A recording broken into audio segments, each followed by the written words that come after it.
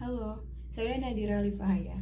Dalam presentasi kali ini, saya akan membahas hasil penelitian saya mengenai representasi kelompok masyarakat Papua dalam perfilman Indonesia. Film merupakan bagian dari media massa yang dikonsumsi oleh hampir semua kalangan dalam masyarakat modern.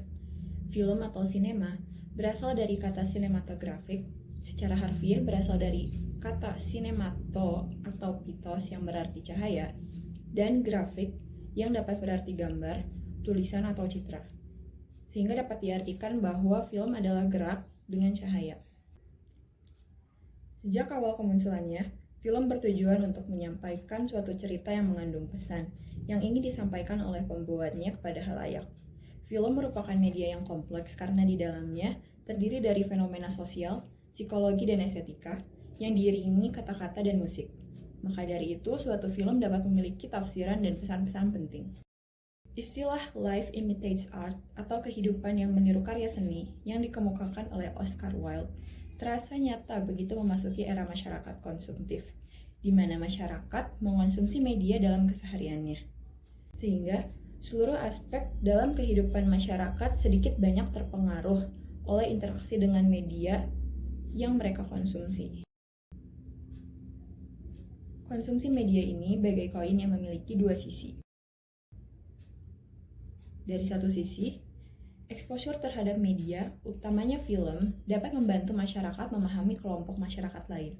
Namun, pada sisi lainnya, pandangan masyarakat terhadap kelompok masyarakat lain belum tentu baik. Hal ini sangat bergantung dengan bagaimana orang-orang di balik media massa membingkai kelompok masyarakat tertentu dalam media. Maka dari itu, representasi sekelompok orang dalam media merupakan hal yang penting dan tidak bisa dianggap sepele. Representasi erat hubungannya dengan stereotip. Pada media massa, penggambaran stereotip tidak sekadar apa yang nampak saja. Yang lebih penting adalah bagaimana sesungguhnya yang ada di balik tampilan luar tersebut. Stereotip dapat menjadi keyakinan yang diterima bersama mengenai karakteristik seseorang atau sekelompok orang yang mencakup kepribadian, tingkah laku, dan nilai pribadi yang dianggap sebagai suatu kebenaran. Adapun contoh dari pembentukan stereotip dapat terlihat pada stereotip masyarakat Papua yang dikenal terbelakang dan penuh kekerasan. Stereotip-stereotip tersebut berkembang melalui representasi masyarakat Papua dalam media. Contohnya saja pada film Denias, Senandung di Atas Awan, karya Rato R pada tahun 2013. Anak-anak Papua digambarkan sebagai anak terasing yang primitif, bodoh, dan suka berkelahi. Selain itu, pada film Lost in Papua karya Larasati pada tahun 2014, orang Papua ditampilkan sebagai masyarakat yang penuh tindak kekerasan, baik kekerasan fisik maupun kekerasan seksual. Pada sinema Hollywood, pembentukan stereotip melalui film banyak menargetkan kelompok POC atau Person of Color, yaitu masyarakat non-kulit putih dan kelompok minoritas. Kelompok masyarakat yang banyak menjadi korban dari stereotip tersebut, di antaranya kelompok masyarakat Asia Amerika yang mendapat stereotip kutu buku. What's happening, hot stuff?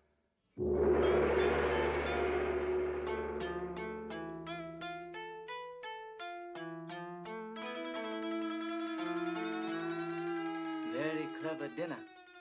Appetizing food. Kelompok masyarakat lain yang kerap mendapatkan stereotip dalam industri Hollywood adalah kelompok Afrika Amerika. Kekerasan, tindak kriminal terbelakang dan inferior kerap diidentikan dengan masyarakat Afrika Amerika. Selain itu, stereotip lain yang berkembang di Hollywood diantaranya stereotip penjahat dingin dan komunis pada orang Rusia, pengedar narkoba dan prostitusi pada kelompok masyarakat Amerika Latin, dan stereotip teroris pada masyarakat Timur Tengah. Gambaran-gambaran tersebut menegaskan bahwa misrepresentasi akan membawakan stigma-stigma negatif bagi sekelompok masyarakat tertentu. Dalam media, masyarakat minoritas seringkali menjadi objek sasaran para pemilik media massa untuk menyebarkan ideologi-ideologi mereka terhadap khalayak. Secara khusus, saya akan mencari tahu tentang bagaimana representasi terhadap kelompok masyarakat Papua dalam perfilman Indonesia dapat mempengaruhi perlakuan terhadap mereka di masyarakat. Di Indonesia, industri perfilman didominasi oleh kalangan yang tinggal di Pulau Jawa. sehingga istilah Jawa sentris sering digunakan untuk media yang hanya melihat satu hal dari sudut pandang masyarakat Pulau Jawa.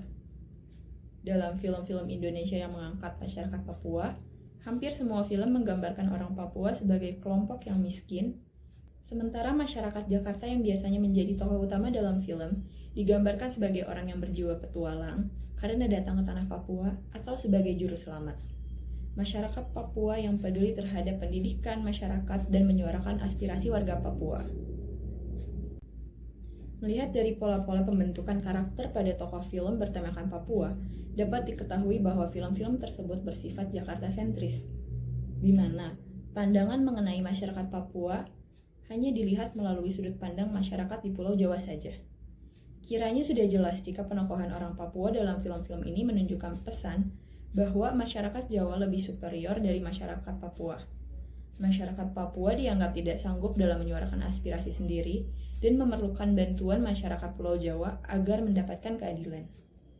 Masyarakat Pulau Jawa yang menjadi juru selamat umumnya digambarkan melalui karakter mereka yang menjadi guru bagi anak-anak di pedalaman. Penggambaran ini merupakan plot utama dari film Di Timur Matahari pada tahun 2012. Dari segi cerita, tak henti-hentinya penonton diingatkan bahwa mereka harus bersyukur karena tidak hidup seperti masyarakat Papua. Tentu ini sangat bermasalah, karena Papua di sini hanya menjadi kelompok pembanding bagi masyarakat Pulau Jawa agar mereka senantiasa bersyukur. Sosok yang polos dan terbelakang mengarah kepada peran orang Papua sebagai sosok komedi. Dalam film Denias, Senandung di Atas Awan pada tahun 2006, terdapat scene di mana Denias pergi ke kota untuk pertama kalinya dan mengalami gegar budaya. Ekspresi keterkejutan Denias tersebut dijadikan unsur komedi dan dikhususkan untuk membuat penonton tertawa.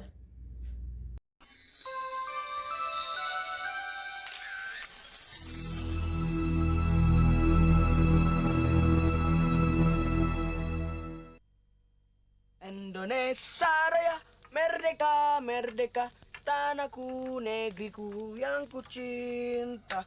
Indonesia Raya, merdeka, merdeka, hiduplah Indonesia Raya. Indonesia, Bapak.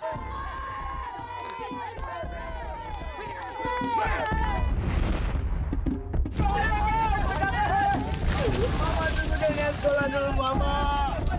Mama, bangun. Halo, saya mau tanya. Dinas bilang sekolah jauh pakai seragam sekolah kah?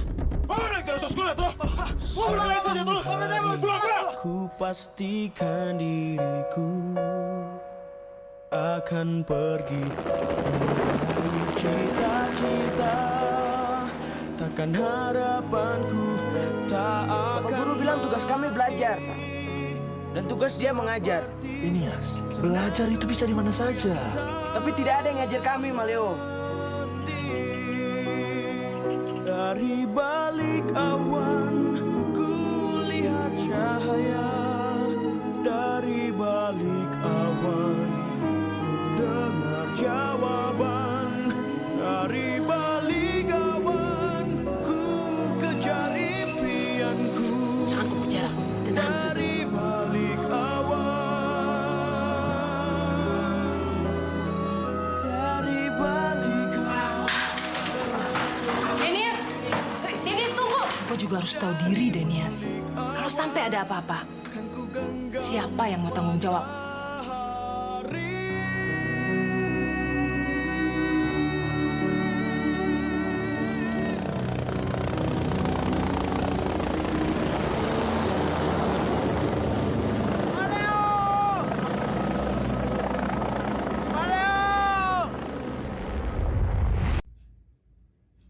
Berbagai tanda yang berhubungan dengan penokohan orang Papua dalam film menggambarkan orang Papua sebagai sosok satu dimensional saja, di mana kelompok masyarakat Papua adalah kelompok lemah dan berada di bawah masyarakat lain. Hal ini tentu berbahaya karena menimbulkan stigmatisasi bagi masyarakat Papua. Jika penokohan pada orang Papua hanya berdasarkan karakteristik-karakteristik tertentu saja, maka tak ubahnya orang Papua dalam film dengan karakter pendukung semata. Industri perfilman Indonesia masih jauh untuk mencapai kesetaraan dan keberagaman yang merangkul seluruh kelompok suku bangsa yang ada di Indonesia. Industri film yang saat ini masih dikuasai oleh sebagian kelompok saja seharusnya membuka kesempatan lebih bagi orang-orang dari kelompok lain, utamanya kelompok rawan dan minoritas, agar dapat turut berpartisipasi dalam memajukan perfilman Indonesia. Semua orang berhak untuk tahu mengenai kebenaran terkait kelompok tertentu agar perpecahan dan stigmatisasi dapat dihindarkan. Kelompok masyarakat rawan dan minoritas juga memiliki hak yang sama dalam menyampaikan pesan-pesan mereka kepada halayak melalui media massa. Dan representasi yang sesuai akan membawa dampak besar dan mengubah pola pikir masyarakat yang sebelumnya penuh stigma terhadap satu kelompok menjadi lebih baik dan terbuka. Sekian presentasi yang dapat saya sampaikan. Terima kasih dan sampai jumpa.